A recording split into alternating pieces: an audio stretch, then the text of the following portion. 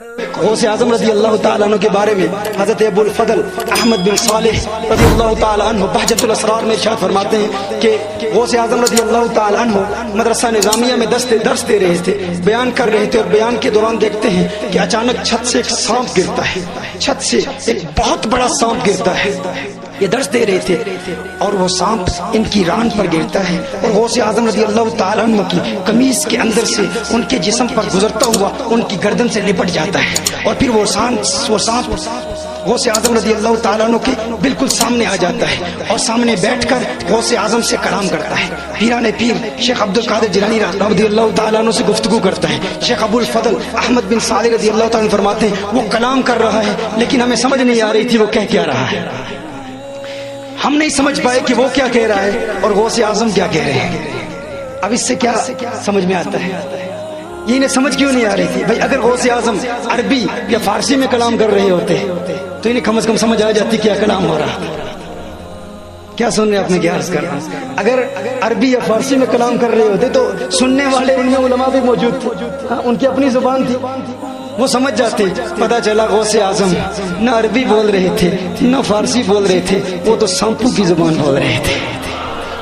وہ نادان جو کہتا ہے کشمیری میں آقا کو پکارو گے آقا سمجھیں گے نہیں، ارے فرانس والے فرینچ میں پکارتے ہیں، آقا کہاں تمہاری بولی سمجھتے ہیں۔ مدینہ المنورہ میں جائیں اور مصطفیٰ جان رحمت پہ لاکھوں سلام کے ترانے الاپتے ہیں ہم تو اچانک کچھ لوگ سامنے آ جاتے ہیں، ارے وہ تو نہیں سمجھتے، وہ تو عربی سمجھتے ہیں، کون سی بولی بولتے ہو، کیوں احمد رضا کا ذکر یہاں کرتے ہو؟ اب احمد رضا اس بارگاہ میں مقبول ہے تو وہ اس کی شان ہے نا، وہ اس کی عظمت ہے نا، وہ اس کی بلندی ہے نا۔ پتہ نہیں یہ لوگ کیوں جلتے ہیں، انہیں کیوں تکلیف ہوتی ہے کہ اعلیٰ حضرت کا کلام پڑھا جا رہا ہے اور وہ بھی مدینہ المنورہ کی گلیوں میں پڑھا جا رہا ہے، یہ شان ہے نا امام احمد رضا کی، تو پریشان ہو جاتے ہیں، ارے نہیں، اور پھر بہانے بناتے ہیں، کہتے ہیں اللہم صلی علی محمد پڑھو، صلاۃ و سلام پڑھو لیکن عربی میں پڑھو۔ تو میں کہتا ہوں تمہارا استدلال کیا؟ تم کہتے ہو حضور نے کسی دنیا میں کسی جگہ جا کر کہیں اردو نہیں سیکھی، کہیں فارسی نہیں سیکھی، کہیں کشمیری زبان نہیں سیکھی، کہیں پنجابی نہیں سیکھی، کہیں ہندی نہیں سیکھی، حضور فرینچ نہیں جانتے، انگلش نہیں جانتے۔ میں کہتا ہوں وہ حضور کا مقام ہے، اگر حضور کا غلام، اگر حضور کی اہل بیت میں سے،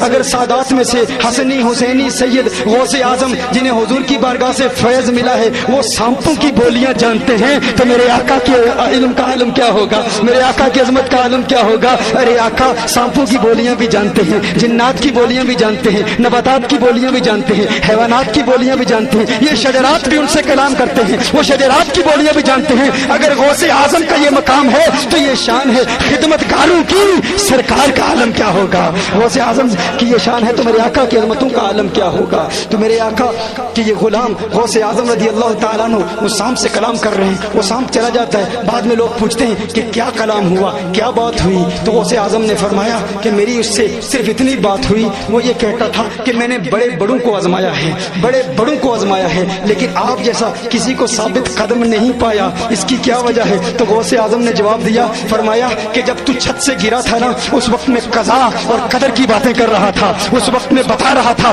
قضائے مبرم کیا ہے، میں بتا رہا تھا قضائے معلق کیا ہے، میں بتا رہا تھا کہ اللہ کی قدرت کے فیصلے اٹل ہوتے ہیں، اس کے حکم کے بغیر کوئی پتا بھی حرکت نہیں کر سکتا۔ فرمایا کہ میں اس وقت خطاب کر رہا تھا کہ ہم اللہ کے بندے ہیں، میں غوث اعظم کے خطاب اور غوث اعظم کے بیان کو اس کا مفہوم اپنی زبان میں پیش کر رہا ہوں۔ غوث اعظم نے فرمایا کہ میں بتا رہا تھا کہ قضا اور قدر کیا ہے، قضا کیا ہے، اللہ کی قدرت کے فیصلے کبھی بدلتے نہیں۔ کہا ہم تو نہ جنات سے ڈرتے ہیں، نہ مخلوقات سے ڈرتے ہیں، نہ کسی مقتدر شخصیت سے ڈرتے ہیں، نہ بادشاہوں سے ڈرتے ہیں، ارے تو چھوٹا سا کیڑا ہے، تجھ سے عبد القادر جیلانی کیسے